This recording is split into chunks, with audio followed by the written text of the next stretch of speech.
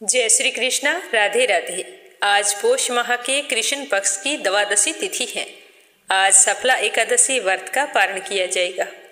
पोष माह के कृष्ण और शुक्ल पक्ष की द्वादशी तिथि पर भगवान विष्णु की विशेष रूप से पूजा की जाती है।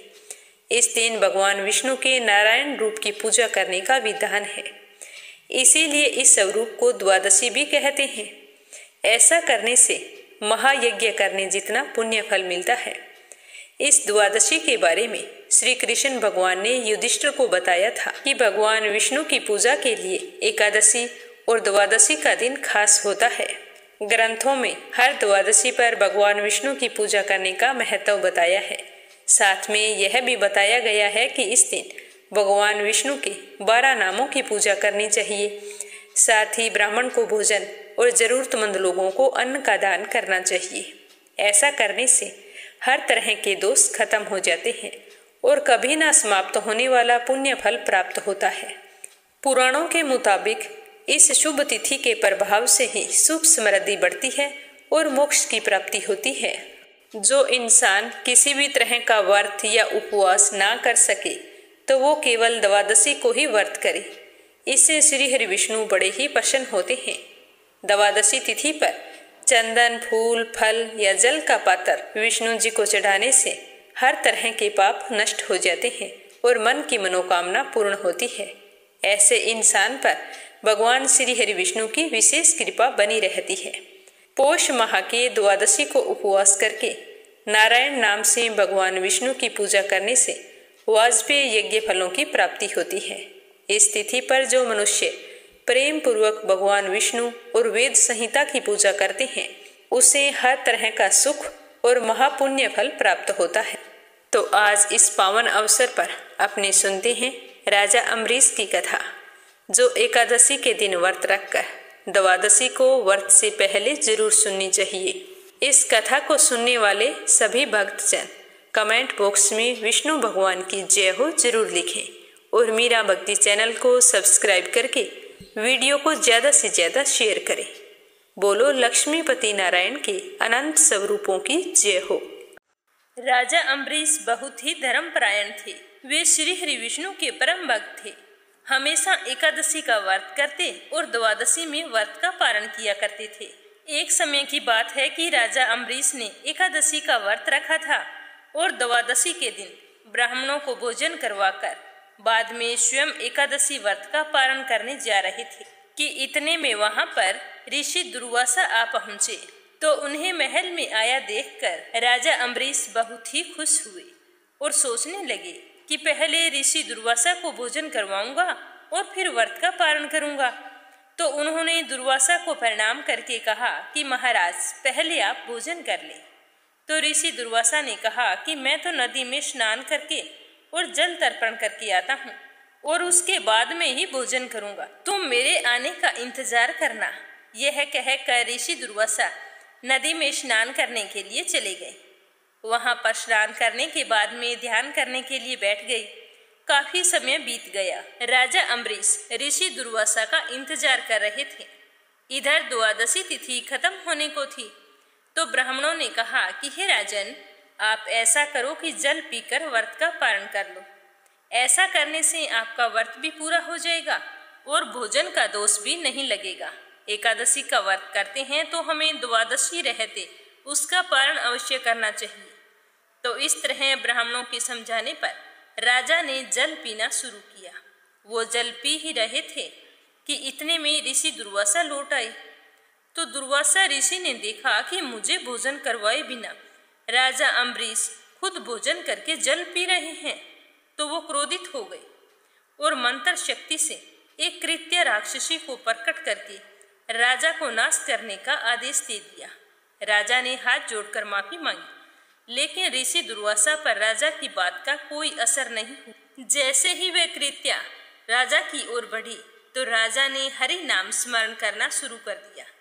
तो अपने निर्दोष भक्त पर संकट आया देखकर सुदर्शन चक्र प्रकट हो गया, क्योंकि उस चक्र को भगवान श्री हरि विष्णु ने स्वयं राजा अम्बरीश की रक्षा के लिए नियुक्त किया था। क्योंकि भगवान श्री हरि विष्णु अम्बरीश के व्रत और श्रद्धा भक्ति से बहुत ही प्रसन्न थे। तो उस सुदर्शन चक्र ने राक्षसी का वध कर दिया और दुर्वासा की ओर दौड़ पड़ा। सुदर्शन चक्र को अपनी ओर आता हुआ देखकर ऋषि दुर्वासा घबराकर भागने लगे, मगर वह चक्कर उनके पीछे लग गया। अब दुर्वासा ऋषि कहीं भी छिपते तो चक्कर उनका पीछा करता। ब्रह्मलोक, शिवलोक, हर जगह दुर्वासा दौड़ते रहे, लेकिन कोई उनकी रक्षा नहीं कर रहा था। हार कर वो विष्णु जी के पास पहुंचे तो वहां भी चक्कर उनका पीछा कर रहा था। तो दुर्वासा ऋषि ने हाथ जोड़कर विष्णु जी से कहा कि आप अपने इस चक्कर को रोको और मेरे प्राण बचाओ। तो ऋषि दुर्वासा की बात सुनकर विष्णु जी कहने लगे कि हे दुर्वासा, तूने अपनी तप और शक्ति श्राप देने में ही नष्ट कर दी। अब तुम सोच कर देखो कि राजा अम्बरीश का क्या अपराध था। यह चक्कर तो मेरे हाथ से निकल चुका है, इसीलिए यह जिसकी रक्षा के लिए तुम्हारे पीछे पीछे घूम रहा है, अब तुम उसी की शरण में जाओगे तो ही तुम्हें सहायता मिलेगी। इस चक्कर को केवल अम्बरीश ही रोक सकते हैं। तो दुर्वासा ऋषि उल्टे पांव राजा अम्बरीश के पास पहुंचे। तो राजा अम्बरीश तो अब तक बिना अन्न ग्रहण किए ऋषि दुर्वासा की प्रतीक्षा कर रहे थे। तो दुर्वासा को आते देखकर राजा ने उन्हें प्रणाम करके कहा कि मुनिवर, मैं अब तक भोजन के लिए आपकी प्रतीक्षा कर रहा हूँ, आप मुझ पर कृपा कीजिए। आप भोजन करें तो मैं भी भोजन ग्रहण करूं। तो दुर्वासा ने अपने हाथ से चक्कर की ओर इशारा करके कहा कि राजन, पहले इससे मेरी रक्षा कीजिए। तो अम्बरीश हाथ जोड़कर बोले कि आप क्रोध शांत करके मुझे क्षमा कर दें, यह चक्कर भी आपको क्षमा कर देगा। तो ऋषि ने अपनी जान बचाने के लिए राजा को क्षमा कर दिया और राजा ने चक्कर को प्रणाम किया। इसके बाद वह सुदर्शन चक्कर वहां से गायब हो गया और ऋषि दुर्वासा के प्राण बच गए। उसके बाद में ऋषि दुर्वासा ने राजा अम्बरीश को खूब आशीर्वाद दिया और पूरे प्रसन्नचित मन से उनके महल में बैठकर भोजन किया। तो ऋषि दुर्वासा को भोजन करवाने के बाद में स्वयं भोजन किया। इस तरह जो भी विष्णु भक्त सच्चे मन से एकादशी का व्रत करता है और उसके सारे नियमों का पालन करता है तो उसकी रक्षा स्वयं श्री हरि विष्णु भगवान करते हैं। एक समय की बात है, यमुना पार के एक गांव में दो औरतें रहा करती थी। एक का नाम था गंगा और दूसरी का नाम था माया। गंगा और माया दोनों रोज यमुना पार से नाव में बैठकर वृंदावन आती और वहां आकर जगह जगह घूमकर सब्जी बेचा करती थी। गंगा और माया रोज इसी तरह सुबह से शाम तक सब्जियां बेचा करती थी। जब उनकी सारी सब्जी बिक जाती तो वो दोनों यमुना के किनारे बैठ जाती और अपने घर से लाए हुए भोजन को बड़े ही प्रेम पूर्वक खाने लगती। वो अपने घर से भोजन के लिए रोटी और मक्खन लाया करती और यमुना के किनारे पेड़ की छांव में बैठकर बड़े ही प्यार से खाती और फिर नाव में बैठकर यमुना पार अपने गांव चली जाती।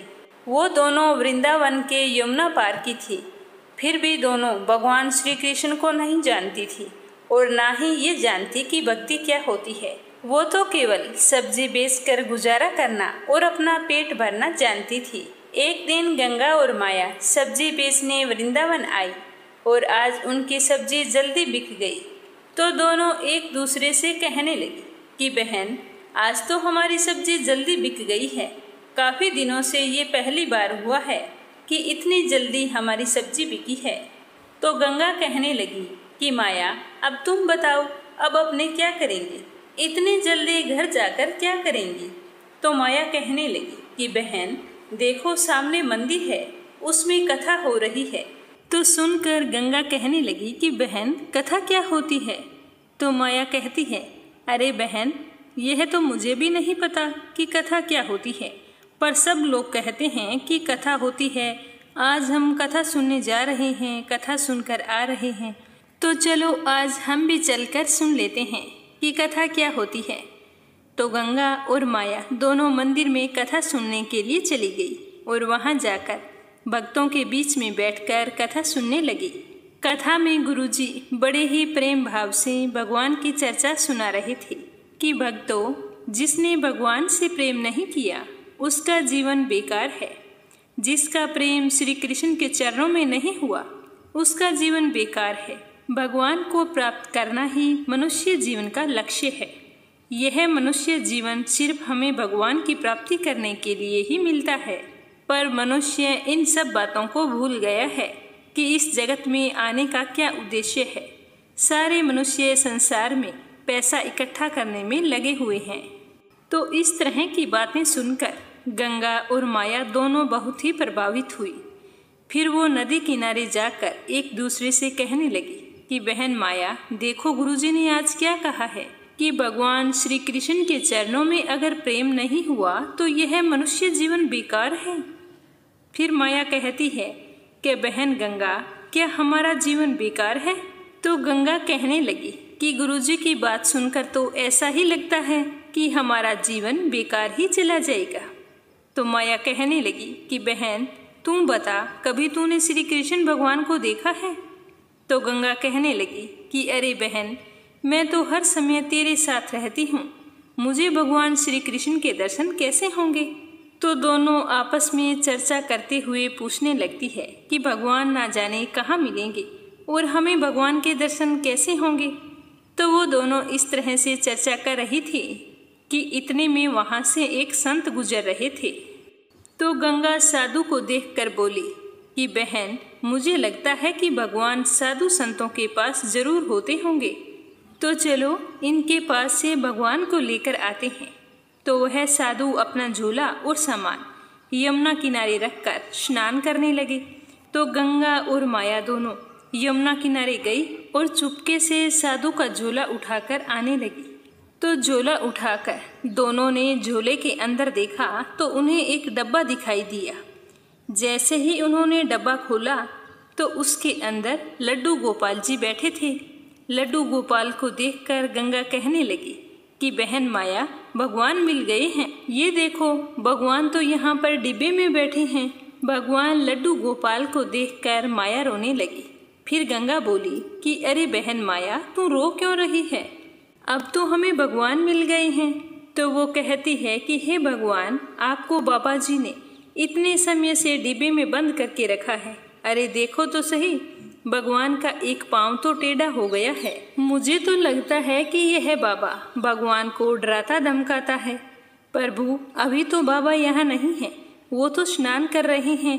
आप थोड़ी देर के लिए पांव सही कर लीजिए।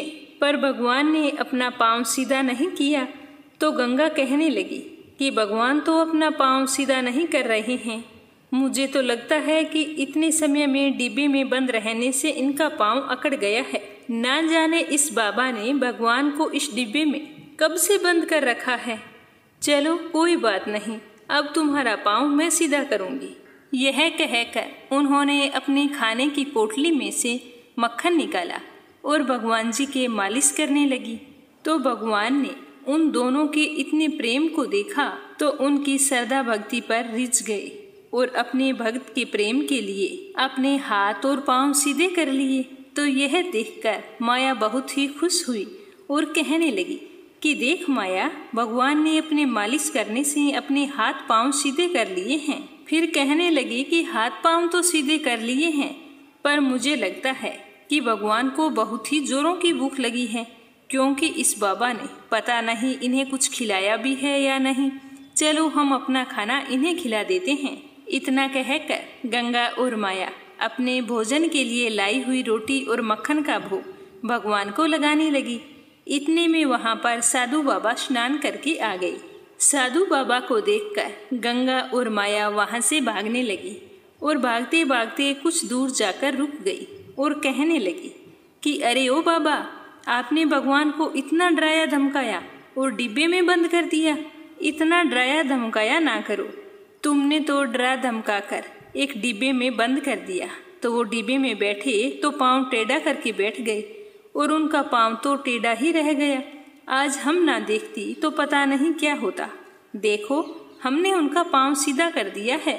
अब तुम उन्हें फिर से टेढ़ा मत कर देना। जब साधु ने लड्डू गोपाल को देखा तो लड्डू गोपाल के दोनों हाथ पैर बिल्कुल सीधे थे।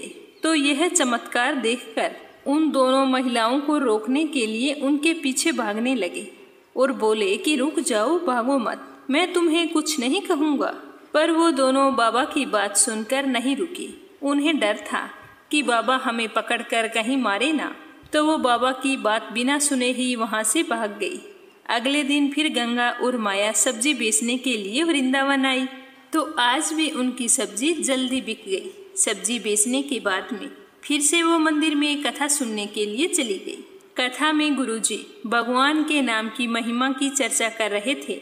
उन्होंने कहा कि भक्तों, अगर आप राधे श्याम जपोगे तो भव सागर से पार हो जाओगे।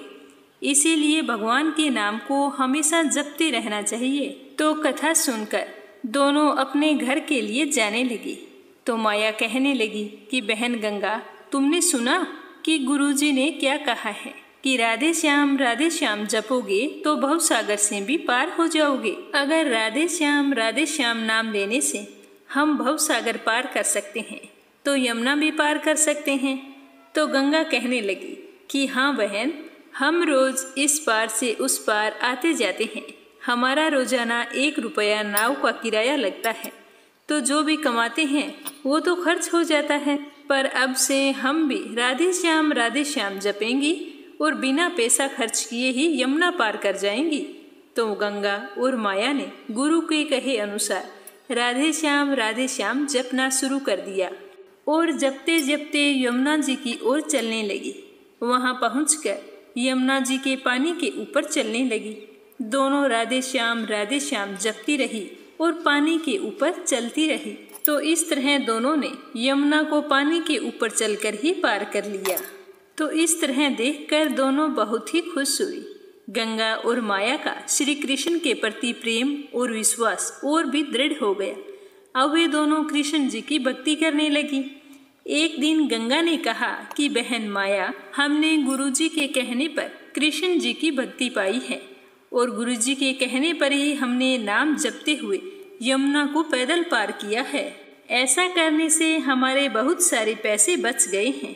तो क्यों ना बहन, हम गुरुजी को घर बुलाएं और उन्हें अच्छा सा भोजन करवाएं।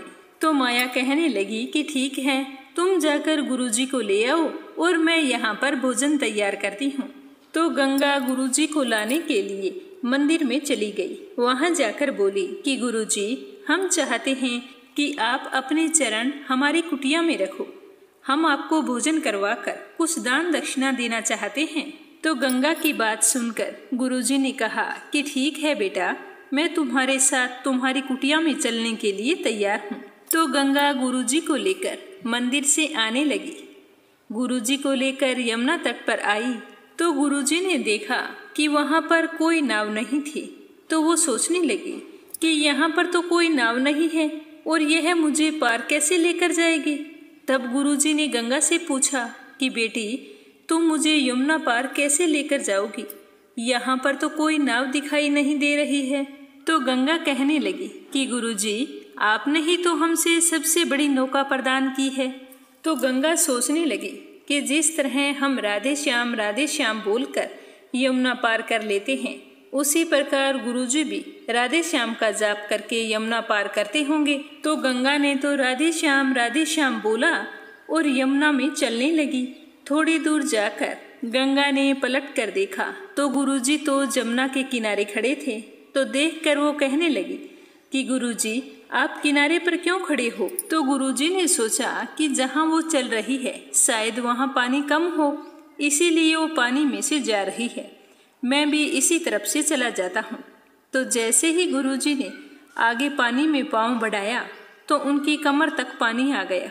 पानी में डूबने लगे। तो गुरुजी कहने लगे कि यहाँ तो पानी बहुत गहरा है और यह पानी में पता नहीं कैसे चल रही है। यह तो कोई आम महिला नहीं है, मुझे तो ये कोई चुड़ैल लगती है जो पानी में चल रही है।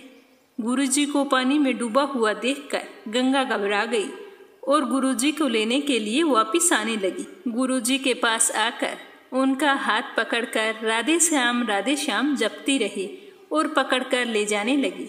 तो गुरुजी डर के मारे कहते हैं कि अरे मुझे छोड़, मुझे क्यों लेके जा रही हो?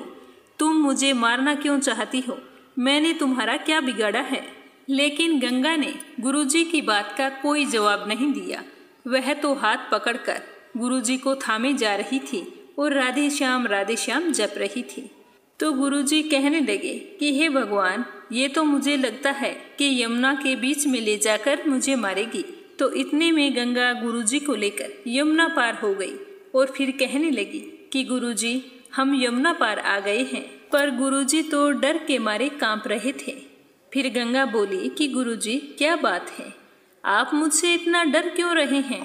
तो गुरुजी कहने लगे कि तुम मुझे मारना क्यों चाहती हो? मैंने तुम्हारा क्या बिगाड़ा है? तुम हो कौन, चुड़ैल हो या भूतनी हो? तो गुरुजी की बात सुनकर गंगा कहने लगी कि गुरुजी, ना तो मैं कोई चुड़ैल हूँ और ना ही मैं कोई भूतनी हूँ, मैं तो आपकी शिष्य हूँ। तो उसकी बात सुनकर गुरुजी कहते हैं कि हे भगवान, मैंने कब इन भूत चुड़ैलों को शिष्य बनाया था? तो गंगा कहने लगी कि गुरुजी, आप ये क्या कह रहे हैं?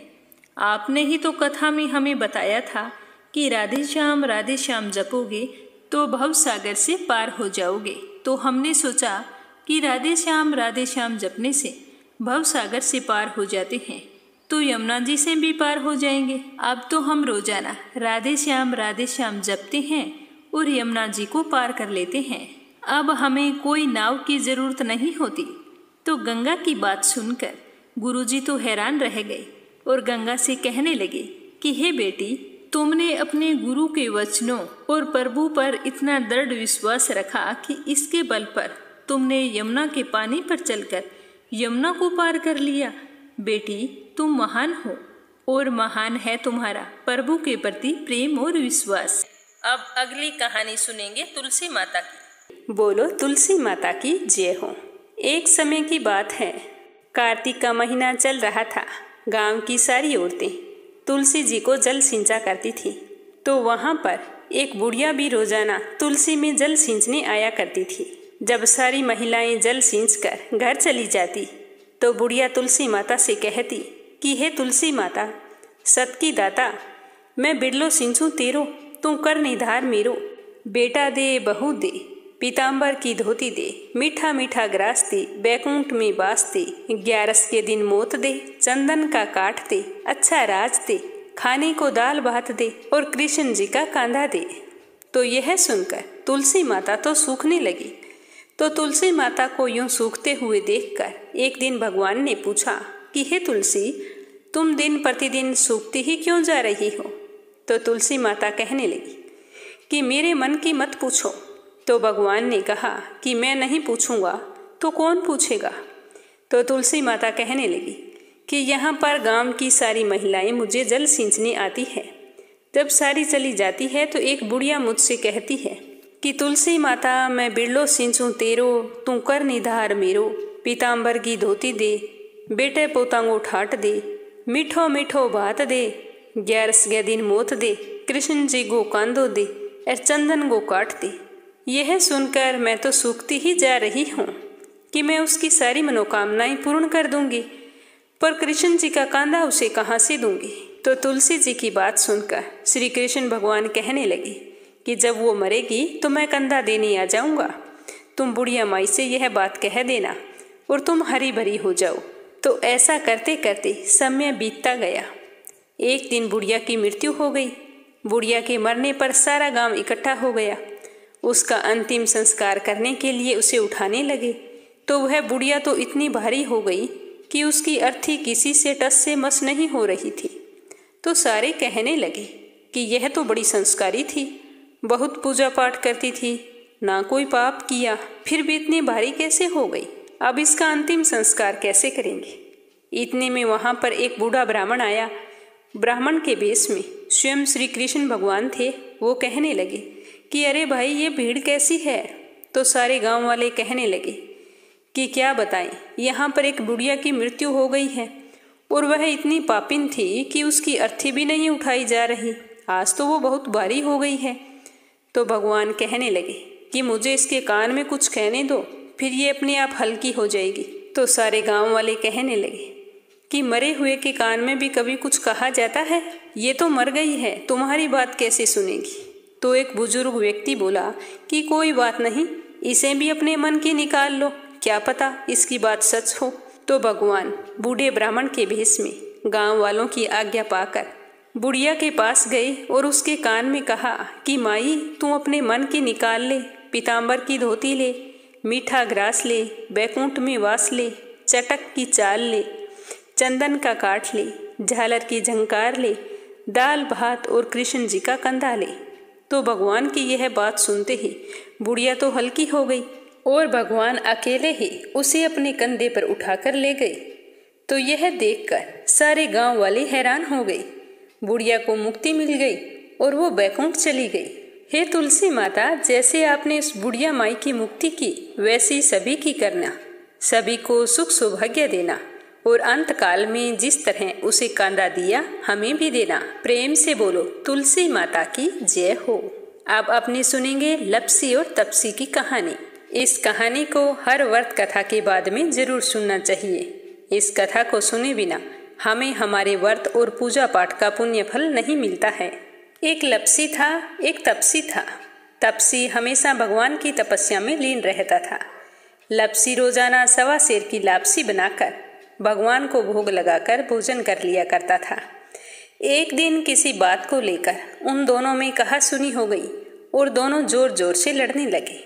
तपसी कहने लगा कि मैं तो रोजाना भगवान की तपस्या करता हूँ, इसीलिए मैं बड़ा हूँ। तो लपसी कहने लगा कि मैं रोजाना भगवान को 1.25 सेर की लापसी का भोग लगाता हूँ, इसीलिए मैं बड़ा हूँ। इस तरह कहते हुए वो दोनों जोर जोर से लड़ने लगे। तभी वहां से नारद जी गुजर रहे थे। दोनों को लड़ता हुआ देखकर वहां आ गए और उनसे पूछने लगे कि तुम दोनों लड़ क्यों रहे हो। तो तपसी ने खुद को बड़ा होने का कारण बताया और लपसी ने अपने बड़े होने का कारण बताया और कहने लगे कि अब आप ही हमारा फैसला कर दो। तो नारद जी कहने लगे कि मैं तुम्हारा फैसला तो कर दूंगा, लेकिन कल आऊंगा, तुम दोनों तैयार रहना। दूसरे दिन लपसी और तपसी नहा धोकर अपनी रोजाना की भक्ति करने आई। तो नारद जी वहां पर छुपकर बैठे थे और उन्होंने सोने की एक एक अंगूठी उन दोनों के आगे रख दी। तपसी की नजर जब अंगूठी पर पड़ी तो उसने चुपचाप अंगूठी को उठाया और अपने पैर के नीचे दबा ली। लपसी की नजर उस अंगूठी पर पड़ी, लेकिन उसने ध्यान नहीं दिया। उसने रोजाना की तरह लापसी बनाई और भगवान को भोग लगाया, फिर स्वयं भोजन करने लगा। तो नारद जी उन दोनों के सामने आ गए। तो देखते ही दोनों कहने लगे कि अब बताओ हम में से कौन बड़ा है। तो नारद जी कहने लगे कि लपसी ही बड़ा है। तो यह सुनकर तपसी को बड़ा ही आश्चर्य हुआ और वो कहने लगा कि मैं कितनी कठिन तपस्या करता हूँ, फिर भी आप कह रहे हैं कि लपसी बड़ा है। तो नारद जी ने कहा कि तुम अपने स्थान से खड़े हो जाओ। तो वो खड़ा हुआ तो उसके पैर के नीचे अंगूठी दिखाई पड़ी। तो नारद जी तपसी से कहने लगा कि तपस्या करने के बाद भी तुम्हारी चोरी करने की आदत नहीं गई है, इसीलिए लपसी बड़ा है, क्योंकि मैंने ही तुम दोनों के आगे सोने की एक एक अंगूठी रखी थी। तो तुमने तो देखते ही अंगूठी को उठाया और अपने पैर के नीचे दबा लिया। लपसी ने अंगूठी को देखकर भी अनदेखा कर दिया। इसका अपनी रोजाना की भक्ति में ध्यान था। इसने लापसी बनाई और भगवान को भोग लगाया, इसीलिए लपसी ही बड़ा हुआ और तुम्हें तुम्हारी इतनी कठिन तपस्या का कोई फल नहीं मिलेगा। तो यह सुनकर तपसी को अपने किए पर बड़ा ही पछतावा हुआ और शर्मिंदा होकर नारद जी से माफी मांगने लगा। कहने लगा कि महाराज, मुझसे गलती हो गई, आज से मैं कभी भी चोरी नहीं करूंगा। तुम मुझे बताओ कि मुझे मेरी तपस्या का फल कैसे मिलेगा। मैंने तपस्या बड़ी ही श्रद्धा भाव से की है। तो तपसी की बात सुनकर नारद जी कहने लगे कि यदि घर पर सारी रोटी बनाकर गाय और कुत्ते की रोटी नहीं बनाएगा तो वह फल तुझे ही मिलेगा। अगर कोई दिए से दिया जलाएगा तो उसका फल भी तुम्हें ही मिलेगा। कोई ब्राह्मण को भोजन करवाकर उसे दक्षिणा नहीं देगा तो उसका फल भी तुझे ही मिलेगा।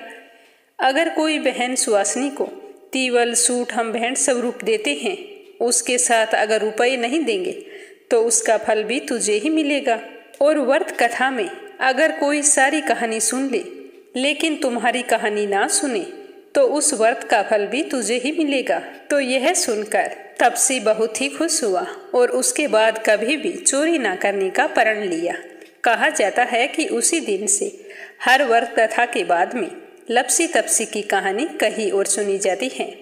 कहानी समाप्त होते ही बोलना चाहिए कि लपसी का फल लपसी को मिले तपस्या का फल तपस्या को मिले, हमारी कहानी का, हमारे व्रत का और हमारे पूजा पाठ का फल हमें मिले।